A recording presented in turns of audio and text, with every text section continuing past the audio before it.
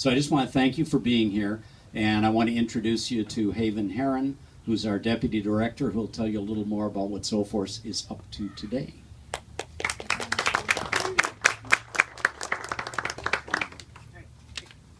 Hi everyone, I'm Herrin. I'm the Deputy Director of Soulforce, and Mel, thanks for bringing me into this wonderful, beautiful, chaotic mess. I'm addicted. 8 years later, here I am. You know, I got involved with Soulforce, and it was very much because of this guy. 8 years ago, there was this young kid named Jake Rayton who came around to schools to just rally up some LGBTQ folks and said, what do you think it would look like if for a day we went to Jerry Falwell's Liberty University in Lynchburg, Virginia? And I thought, well, I do not know the answer to that, but I think I would like to know. And so we got this huge group of young folks together. Totally didn't really know what we were getting into, but I think that that's something that Soulforce does. They say, where's the uncomfortable edge? All right, let's go there and kind of teeter off the edge of that.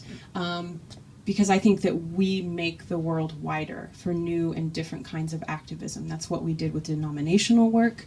That's what we did with mega churches. That's what we're doing with really conservative fundamentalist colleges and universities. And we were having this, so we're getting ready to go to Liberty.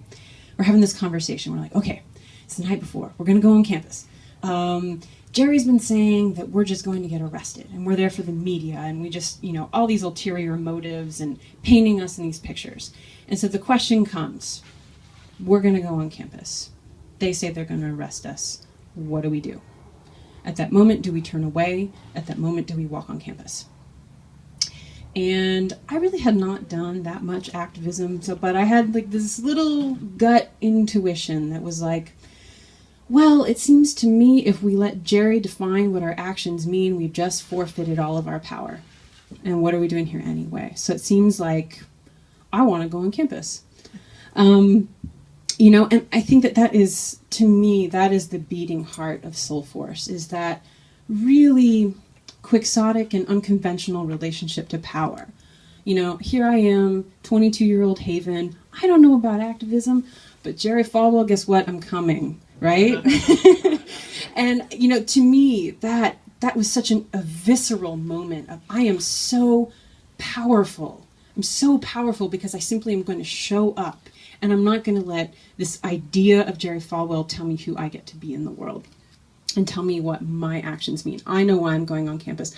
I'm going on campus because there are closeted students who will walk up to us and whisper behind our ear and say, I'm one of you. Thank you for being here. Pass us notes. When you get passed a note that says, I could never do this, thank you, that kind of, it embeds in your heart a little bit. And you're thinking, wow, yeah, I am in a place in the world in which I can be there. I can show up. I can make presidents like Jerry Falwell uncomfortable, and not everyone can. And so I carry that, and I've carried that for 8 years, with a lot of pride and with a lot of humility. We do a lot of work going to these schools, not just because there's closeted staff and closeted students and people struggling and all these bad politics going on. We also go because the foundations, the wealthiest foundations of the religious right in this country, more than any other political entity, more than legal aid, more than think tanks, they're funding scholarships and they're funding universities. They know that this is a key piece of their apparatus. And so we have to go there and we have to shake it up. So we're going to show just one more video of what one piece of Soulforce's works look like. This is the Equality Ride work. This is our national tours that go and visit these schools. And this is one more way of going to the source of the problem, turning power on its ear, and creating something new. The activists known as Soulforce. The Equality Ride kind of is just outsized because it's so big. It's such an undertaking. There's so much media around it, and it really does systemic change work that, 20 people travel the country, but you are rattling the cages of, 60 and 70,000 students. So big impact, so big size. But I also want to recognize that we have a lot of other programs going on. We've got Linda. Hey, Linda. So Linda's running the delegate program, which is our way of offering training and resources to activists doing really cool things like talking about race and religion and immigration, and doing work to support, transgender people, undocumented LGBTQ folks, really doing that fascinating kind of cross-sectional work. We've got Esme Rodriguez back here. Hey. Esme will be leading our kind of next generation equality ride work, as well as running symposia. So, for example, up in San Francisco, if any of y'all are going to be there, make sure you check in with our website. We're going to have a symposium, which is like a conference for building our movement and giving ourselves the time to reflect. And we'll be talking about things like class and bodies and gender and religion as well, in just a really mixed, diverse space. So we've got all kinds of things going on. Next weekend I'm going to a denominational group gathering, and they're kind of like, now that we have our own LGBTQ groups and we're kind of running our own show in the Methodist Church, we kind of think we want some of that old Soulforce style direct action. Could you come and teach us how to do that? So, it's really nice to see it going full circle. We move into sort of solidarity partnership. We also lead, we find ourselves having a really great expertise and a capacity to both lead and partner and step back in all the right ways. So really cool projects going on. I think to really talk about what is an important year for Soulforce, we're 15 years old this year. And we have to sit back and reflect on, okay, what has our work taught us? We've gone to these extremely hostile conservative places. What have we learned? What have we created? Well, we've created over 40 LGBTQ student groups at these really conservative schools. We've helped found a coalition of LGBTQ alumni groups, 120 folks strong. We've seen, so many LGBT groups crop up within denominations. We've changed 14 policies at these schools. So the measurables are all there, right? But what we're really taking away from all of this work of 15 years is we notice that there's a real set of politics that shows up over and over and over again.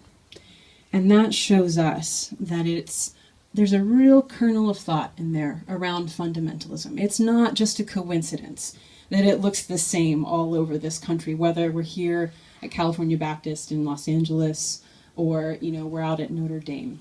It's really quite eerily similar. And so what's that teaching us is that we really have to get at that real nugget of thought and all the ways that it shows up in our lives, whether that looks like homophobia or transphobia, racism, classism. These things are serving the same master, and that's what we're going after. So to continue going after that source, we're going to keep digging at that thought, that culture of thought around fundamentalism. And we're going to be talking about things like race and class and gender and sexuality, because we are a diverse community of LGBTQ folks, and oppression shows up in our lives in all different kinds of ways. And I think Soulforce was founded with an incredible mission to end religion-based oppression of LGBTQ people. And that has phenomenally positioned us to see how religion is the fifth estate and how religion is working across all of these oppressions in ways overt and covert. And I think in this moment we have where, okay, so the military stuff has somewhat shifted and the marriage stuff has somewhat shifted. Where are we at in this movement? What comes next? Where do we grow? Where do we deepen? I think where we're needing to deepen is in those alliances and in those partnerships across issues and recognizing the complexity of LGBTQ experience. And religion for us has been that phenomenal illumination and insight into the connections between those issues. So that's where we're leading, that's where we're going. And I think that this is a really great time and moment for Soulforce to lead into those matters of the heart and the soul and the connections and the partnerships. And as you can imagine, that's a funny pill to swallow for some folks. They're like, oh, you do religion and you talk to these really conservative people, and I don't know how you do that, and I don't know how I feel about religion, and ew, it treated me bad. Oh my goodness, you have all these young people running around in charge, and and now you want to talk about race and class, and oh my goodness, you know. But that for us is integrity, and we're not giving that up. And we need your support, because I think you all, after seeing this, you get it. You see why it's important. You see why this leadership is necessary for the next phase of the LGBTQ movement.